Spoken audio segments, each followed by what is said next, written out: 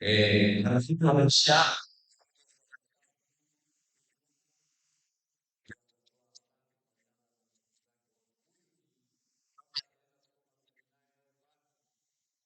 shauri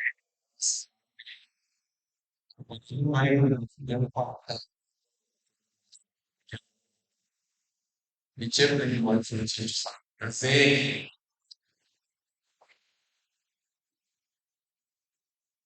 tumsifu Yesu Kristo.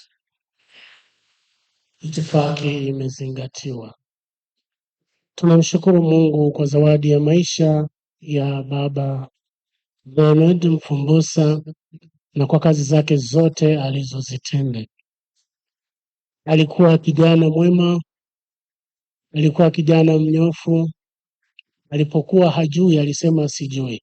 Nakumbuka alipokuwa anataka kwenda seminari alisema nimeambiwa niandike barua kwa Kiingereza. Niandikie. Basi tukaiandika na Mungu mwema akaibariki.